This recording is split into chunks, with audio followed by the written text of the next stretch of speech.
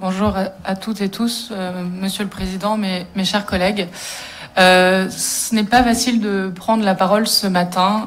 Nous sommes, je crois, tous sous le choc des résultats des élections européennes, de cette annonce de dissolution et du fait que nous avons la possibilité d'avoir l'extrême droite au pouvoir. Nous sommes sonnés, on peut être dans le déni, peut-être paralysés. Certains déploient toute leur énergie dans cette campagne. Je voulais vous donner ici, pas une analyse, mais quelques éléments de réflexion, puis aussi des interrogations. Donc en Loire-Atlantique, le Rassemblement national est arrivé en tête avec 23% des votes, en tête aussi dans de nombreuses villes, à La Baule, Pornichet, Guérande, Pornic, Châteaubriand, Ancenis ou Machecou. La gauche a réussi à résister en s'imposant à Saint-Nazaire et dans la métropole nantaise. Elle résiste plus que dans d'autres territoires. Je pense que, évidemment, ça interroge, mais qu'il nous faut éviter une condamnation morale de ces électeurs. Oui, il y a du racisme, et ce serait dangereux de disqualifier l'ensemble de ces électeurs. Ce n'est pas qu'un vote contestataire. Et on a besoin d'écouter la souffrance sociale. Quand on fait du tractage ou du porte-à-porte et qu'on interroge les électeurs, ce qu'on nous entend, c'est pas du racisme, même si on l'entend aussi. C'est beaucoup le fait de dénoncer le tous pourri, une classe politique pourrie, l'impossibilité de boucler ses fins de mois, un sentiment de déclassement, d'abandon. Le fait de dire on a tout essayé, finalement, pourquoi pas à eux.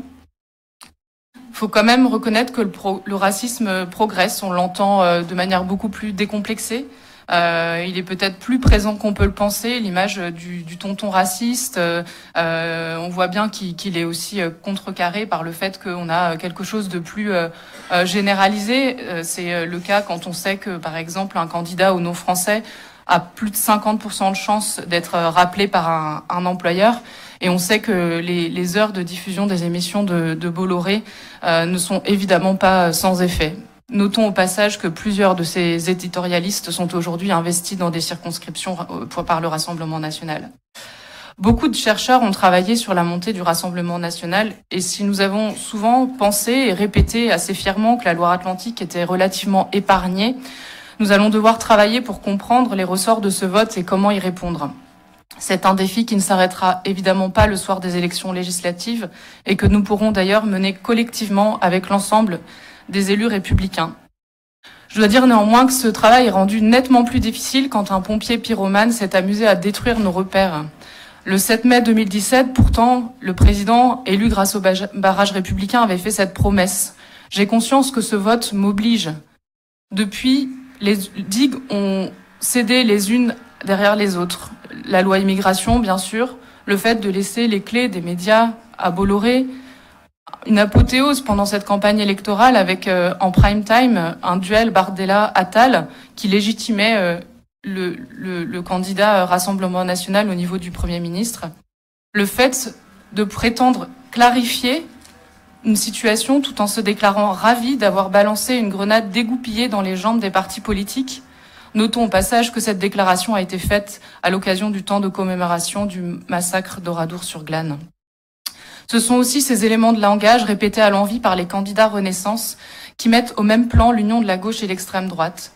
Ceux qui s'indignent parfois légitimement des outrances de quelques-uns réalisent-ils vraiment la dangerosité de leurs propos?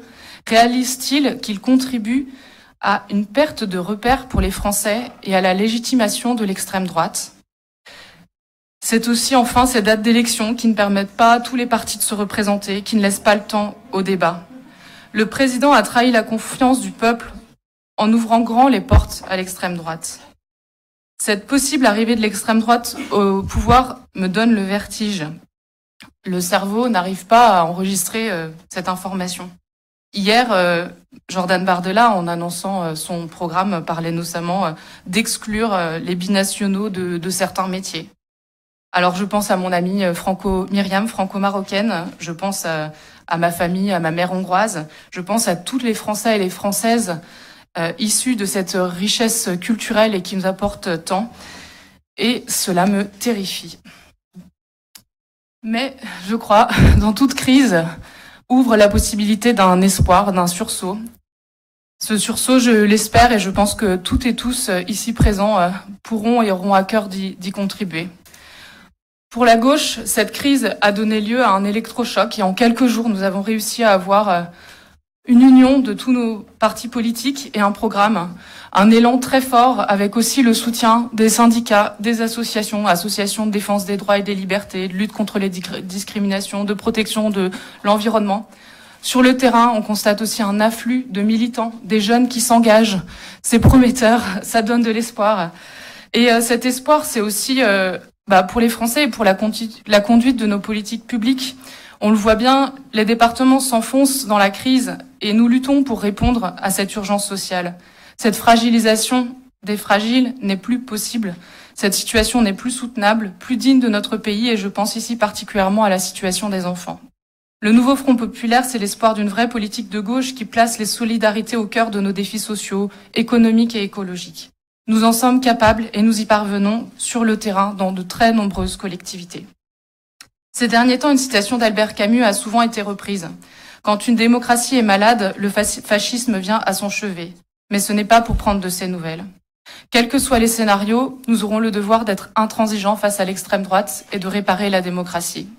Je l'évoquais tout à l'heure, il va falloir comprendre pour pouvoir réparer. Et 2 exemples ont frappé dans notre département. Au Vallon de l'Erdre, les quiproquos entre des électeurs RN qui invoquent un accueil massif de migrants, notamment par le maire qui ne comprend pas, qui ne dit que ça ne correspond pas à une réalité, des inquiétudes par rapport à l'emploi quand les entreprises disent qu'elles ont du difficulté à recruter. Comment regagner comme le dialogue, comment réussir à converger dans une réalité commune.